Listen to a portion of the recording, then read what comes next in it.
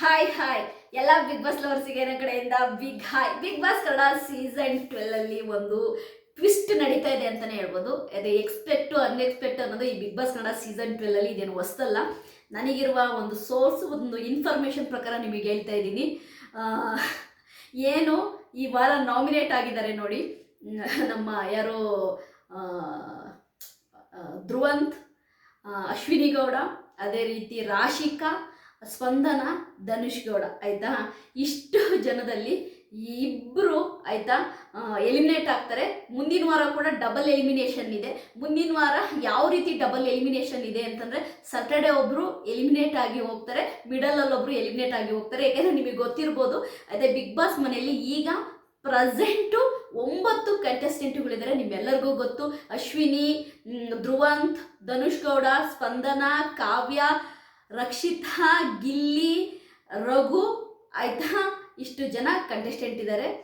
ರಾಶಿಕಾ ಸರಿಯಾ, 9 ಜನ ಕಂಟೆಸ್ಟೆಂಟ್ಗಳಿದ್ದಾರೆ.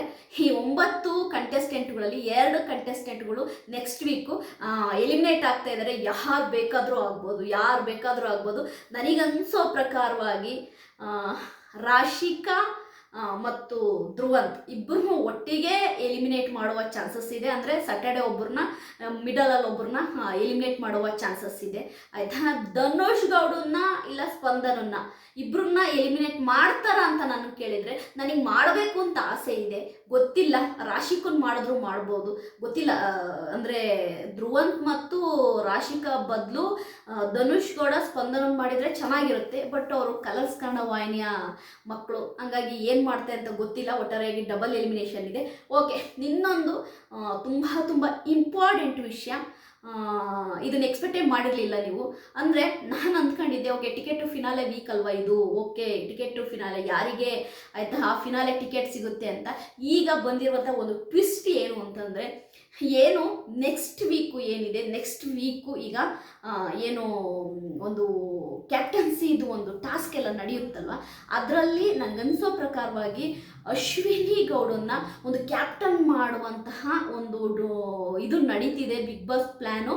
ಅಂದರೆ ಮುಂದಿನ ವಾರ ಯಾರು ಕ್ಯಾಪ್ಟನ್ ಆಗ್ತಾರೆ ಅವರಿಗೇನೆ ಟಿಕೆಟ್ ಟು ಫಿನಾಲೆ ಅನ್ನೋ ಒಂದು ಗೇಮ್ನ ಕಾನ್ಸೆಪ್ಟನ್ನ ರೆಡಿ ಮಾಡಿದೆ ಅಂತ ಬಿಗ್ ಬಾಸ್ ಟೀಮು. ಅಂದರೆ ಯಾರು ಕ್ಯಾಪ್ಟನ್ ಆಗ್ತಾರೋ ನೆಕ್ಸ್ಟ್ ವೀಕು ಅವರಿಗೇನೆ ಟಿಕೆಟ್ ಟು ಫಿನಾಲೆ ಟಿಕೆಟ್ ಕೊಡ್ತಾರೆ ಅನ್ನೋದು ಒಂದು ನಡೀತಾ ಇದೆ. ಯಾಕೆಂದರೆ ಈ week ticket to finale week, ಆ್ಯಕ್ಚುಲಾಗಿ ಈ ವೀಕ್ ನಡಿಬೇಕಿತ್ತು, ಬಟ್ ಈ ವೀಕ್ ನಡಿಲಿಲ್ಲ. ಅಂತಂದರೆ ಯಾರು ಆಯಿತಾ ಈಗ ಕ್ಯಾಪ್ಟನ್ಸಿ ಒಂದು ಗೇಮ್ ಇಡ್ತಾರೆ, ಆ ಗೇಮನ್ನು ಯಾರು ವಿನ್ ಆಗಿ ಆಯಿತಾ ಕ್ಯಾಪ್ಟನ್ ಆಗ್ತಾರೋ ಅವರೇ ಆಯಿತಾ ಈ ಒಂದು ಬಿಗ್ ಬಾಸ್ ಕನ್ನಡ ಸೀಸನ್ 12ನ ಆಯಿತಾ ಫಸ್ಟ್ ಫೈನಲಿಸ್ಟ್ ಆಗ್ತಾರೆ. ಟಿಕೆಟ್ ಫಿನಾಲೆ ವಾರದ ಒಂದು ಫೈನಲ್ ಟಿಕೆಟ್ ಏನಿದೆ ಅವರೇ ಪಡ್ಕೊಳ್ತಾರೆ, ಅವರೇನೆ ಫಸ್ಟು ಆಯಿತಾ ಎಂಥದ್ದು ಫೈನಲಿಸ್ಟ್ ಆಗಿ ಕೂಡ ನಿಲ್ತಾರೆ. ಅದು ಅಶ್ವಿನಿ ಗೌಡನೇ ಅಂತ ನಾನು ನಿಮಗೆ ಸತ್ಯ ಮಾಡಿ ಹೇಳ್ತಾ ಇದ್ದೀನಿ. ಇದನ್ನು ನಂಬ್ತಿರೋ ಬಿಡ್ತಿರೋ ಅದು ನಿಮಗೆ ಬಿಟ್ಟಿದ್ದು. ನಾನು ಯಾರಿಗೂ ಮತ್ತಮೇಲೆ ನೀವು ಸುಮ್ಮನೆ ಬಂದು ಕಮೆಂಟಲ್ಲಿ ಹಂಗೆ ಹಿಂಗೆ ಅಂತೆಲ್ಲ ಹೇಳ್ಬಿಡಿ. ನನಗಿರುವಂತಹ ಒಂದು ಮಾಹಿತಿ, ನನಗಿರುವಂತಹ ಒಂದು ಸೋರ್ಸ್ ಮುಖಾಂತರ ನಾನು ನಿಮಗೆ ಹೇಳ್ತಾ ಇದ್ದೀನಿ. ನಾನೇ ಒಂದು ಈ ಗೇಮನ್ನು ಒಂದು ಕ್ಯಾಲ್ಕುಲೇಟ್ ಮಾಡಿದ್ದೀನಿ. ಅಂದರೆ ಒಂದು ಓಕೆ, ಯಾಕೆಂದರೆ ಈ week actually ticket finale week. ಈ ವೀಕಲ್ಲಿ ಏನೋ ವೀಕ್ ಕಂಟೆಸ್ಟೆಂಟು ಅಂತೇಳಿ ರಾಣಿನ ಮಾಡಿದ್ದಾರೆ ನಮ್ಮ ಗಿಲ್ಲಿ ನಟನವರು. ಆ ರಾಣಿ ಜಾಗಕ್ಕೆ ಅಶ್ವಿನಿ ಗೌಡ ಥರ ಉದ್ದೇಶ ಬಿಗ್ ಬಾಸ್ ಟೀಮಿಗೆ ಖಂಡಿತವಾಗ್ಲೂ ಇರ್ತಾ ಇರಲಿಲ್ಲ. ನನಗನ್ಸೋ ಪ್ರಕಾರವಾಗಿ ಗಿಲ್ಲಿ ರಾಣಿಯಾಗಿ ಕಾವ್ಯನ ಆಯಿತಾ ಸೆಲೆಕ್ಟ್ ಮಾಡ್ಕೊಳ್ತಾನೆ ಅಂತ ಒಂದು ಇದಿತ್ತು, ಅವರಿಗೆ ಇಂಟಿತ್ತು. ಆದರೆ ಗಿಲ್ಲಿ ನಟ ಕಾವ್ಯನ ಸೆಲೆಕ್ಟ್ ಮಾಡ್ಕೊಳ್ಳಿಲ್ಲ, ಅಶ್ವಿನಿ ಗೌಡನ ಸೆಲೆಕ್ಟ್ ಮಾಡ್ಕೊಂಡ. ಈಗ ಅದೇ ಅಶ್ವಿನಿ ಗೌಡ ರಾಣಿಯಾಗಿದ್ದಾರೆ, ಅದೇ ಅಶ್ವಿನಿ ಗೌಡ ನೆಕ್ಸ್ಟ್ ವೀಕಿಗೆ ಕ್ಯಾಪ್ಟನ್ ಆಗ್ತಾರೆ. ಆಮೇಲೆ ಟಿಕೆಟ್ ಟು ಫಿನಾಲೆ ಟಿಕೆಟ್ ಕೂಡ ಅವರೇ ಪಡಿತಾರೆ. First Bigg Boss Kannada season 12ನ ಫಸ್ಟ್ ಫೈನಲಿಸ್ಟ್ ಆಗ್ತಾರೆ ಅಶ್ವಿನಿ ಗೌಡ. ಇದು ನೀವು ನಂಬ್ತಿರೋ ನಂಬಲ್ವೋ ಅದು ನಿಮಗೆ ಬಿಟ್ಟಿದ್ದು, ಆಯಿತಾ. ನಾನು ಹೇಳಿದ್ದೀನಿ. ಅದಲ್ಲದೇನೆ ಆಯಿತಾ ಈ ಒಂದು ಆಯಿತಾ ಟಿಕೆಟ್ ಟು ಫಿನಾಲೆಯ ಒಂದು ವೀಕಲ್ಲಿ ಆಯಿತಾ ಕ್ಯಾಪ್ಟನ್ ಆಗಿ ಆಯಿತಾ first Bigg Boss Kannada season 12ನ ಫೈನಲಿಸ್ಟ್ ಆಗಿ ನಿಲ್ಲೋದು ಅಶ್ವಿನಿ ಗೌಡ. ಇದು 100% ಸತ್ಯ. ನೆಕ್ಸ್ಟ್ ವೀಕು 2 ಎಲಿಮಿನೇಷನ್ ಆಗುತ್ತೆ. ನಿಮಗೆ ಇಬ್ಬರು ಎಲಿಮಿನೇಟ್ ಆದರು ಅಂತಂದರೆ ಉಳಿಯೋದೇನೆ ಆಯಿತಾ 7 ಜನನಲ್ಲಿ ಆಯಿತಾ ನೆಕ್ಸ್ಟ್ ವೀಕು ಒಬ್ಬರನ್ನ ಕಳಿಸ್ತಾರೆ, ಮಿಡಲಲ್ಲಿ ಒಬ್ರು ಕಳಿಸ್ತಾರೆ, 5 ಜನ ಫಿನಾಲೆಗೆ ನಿಲ್ತಾರೆ. ನಾನು ಅಂದ್ಕೊಂಡಿದ್ದೆ ಆ್ಯಕ್ಚುಲಾಗಿ ಇದು ಆಯಿತಾ ಟಿಕೆಟ್ ಫಿನಾಲೆ ಗೇಮ್ಸ್ ನಡೆಯುತ್ತೆ, ಸೂಪರ್ ಗೇಮ್ ಕೊಡ್ತಾರೆ, ನೆಕ್ಸ್ಟ್ ಲೆವೆಲಲ್ಲೆಲ್ಲ ಗೇಮ್ ಆಡ್ತಾರೆ, ಹಾಗೆ ತುಂಬ ಇದಾಗಿರುತ್ತೆ ಅಂತ ಮಾಡಿದೆ. ಯಾಕೋ ಬಿಗ್ ಬಾಸ್ ಮಕ್ಕಳಂಗೆ ಕಾಣ್ತಾ ಇದೆ. ಯಾಕೆಂತಂದರೆ ಏನಂತ ಒಂದು ಅದೇ ಉರುಪೇ ಇಲ್ಲ. ಯಾಕೆಂದ್ರೆ ಇನ್ನು 2 ವಾರ, ಈ ವಾರ ಕಳೆದ್ರೆ ಮುಗೀತು, ನೆಕ್ಸ್ಟ್ ವೀಕ್ ಒಂದು ವಾರ, ಅದರದ್ದು ನೆಕ್ಸ್ಟ್ ವೀಕು ಇದು ಫಿನಾಲೆ ನಡೆದೇ ಬಿಡುತ್ತೆ. ಬಟ್ ಯಾಕೋ ಟಿಕೆಟು ಫಿನಾಲೆ ಅದು ಗೇಮು ಕೊಡಲಿಲ್ಲ, ಏನೂ ಕೊಡಲಿಲ್ಲ.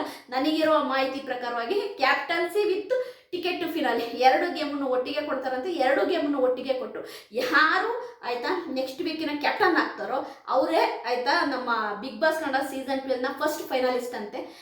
ಹೆಂಗೆಲ್ಲ ಡಿಸೈನ್ ಮಾಡಿದ್ರು ಗೇಮ್ನ ಗೊತ್ತಿಲ್ಲ. ಒಟ್ಟಾರೆಯಾಗಿ ರಕ್ಷಿತಾ ಈ ಒಂದು ನಾಮಿನೇಷನ್ ಅಂದರೆ ಈ ವಾರದ ನಾಮಿನೇಷನ್ ಇಲ್ಲದೆ ಇರೋದು ನಿಜವಾಗ್ಲೂ ಕೂಡ ಅಲ್ಲಿರುವಂತಹ ಕಂಟೆಸ್ಟೆಂಟ್ಗಳಿಗೆ ಒಂಥರ ಒಳಗಡೆನೆ ಶೇಕ್ ಸ್ಟಾರ್ಟ್ ಆಗಿದೆ.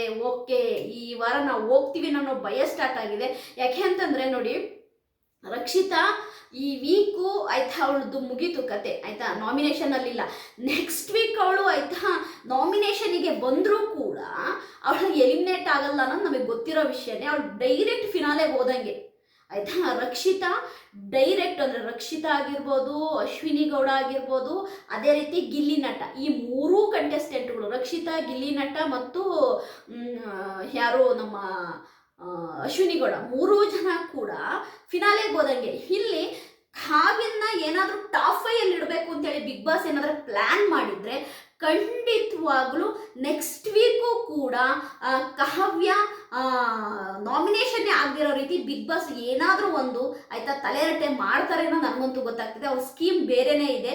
ಹಾಗಾಗಿ ಕಾವ್ಯನ ಏನಾದರೂ ಆಯಿತಾ ಟಾಪ್ 5 ತರಬೇಕು ಅಂತಿದ್ರೆ ಖಂಡಿತವಾಗ್ಲೂ ಆಯಿತಾ, ನಾನು ಹೇಳ್ತಾ ಇದ್ದೀನಲ್ಲ, ಸ್ಪಂದನ ಇಲ್ಲ ಧನುಷ್ ಕೂಡ ಇಬ್ಬರಲ್ಲೊಬ್ಬರು ಜಾಗ ಖಾಲಿ ಮಾಡ್ತಾರೆ. ಇಲ್ಲ ಕಾವ್ಯನ್ನ ಟಾಪ್ 5 ತರಲ್ಲ ಅನ್ನೋದಾದರೆ ಇಲ್ಲ ಧನುಷ್ ಕೂಡ ಉಳಿಸ್ಕೊಳ್ತಾರೆ, ಸ್ಪಂದನಂತೂ ಉಳಿಸ್ಕೊಳ್ಳಲ್ಲ. ಬಟ್ ಸ್ಪಂದನ ನನಗನ್ಸೋ ಪ್ರಕಾರವಾಗಿ ರಾಶಿಕಾ ಮತ್ತು ಯಾರು ಧ್ರುವಂತು ಈ ವೀಕ್ ಏನಾದರೂ ಅವ್ರು ಎಲಿಮಿನೇಟ್ ಆಗಿ ಹೋದ್ರು, ಡಬಲ್ ಎಲಿಮಿನೇಷನ್ ಆಗಿ ಅಂದರೆ ನೆಕ್ಸ್ಟ್ ವೀಕಲ್ಲಿ ಆಯಿತಾ ಖಂಡಿತವಾಗ್ಲೂ ಸ್ಪಂದನ ಧನುಷ್ ಕೂಡ ಹೋಗುವ ಚಾನ್ಸಸ್ ಇದೆ.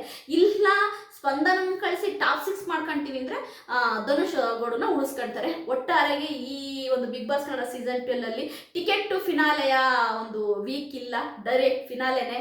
ಇಲ್ಲಿ ಟಿಕೆಟ್ ಫಿನಾಲೆ ಏನಿದ್ರು ಅದು ನಾನು ಹೇಳ್ದಂಗೆ ನಮ್ಮ ಅಶ್ವಿನಿ ಗೌಡಗೆ ಡೈರೆಕ್ಟ್ ಫೈನಲಿಸ್ಟ್ ಆಗ್ತಾ ಇದ್ದಾರಂತೆ ಅಶ್ವಿನಿ ಗೌಡ ಅವರು. ನೋಡೋಣ ಇನ್ನು ಏನೇನೆಲ್ಲ ಬಿಗ್ ಬಾಸ್ ಟ್ವಿಸ್ಟ್ ಕೊಡ್ತಾರೆ ಅನ್ನೋದು. ನನ್ನ ವಿಡಿಯೋ ನಿಮಗೆ ಇಷ್ಟ ಆದರೆ ಲೈಕ್ ಮಾಡಿ, ಸಬ್ಸ್ಕ್ರೈಬ್ ಮಾಡಿ. ಬಾಯ್.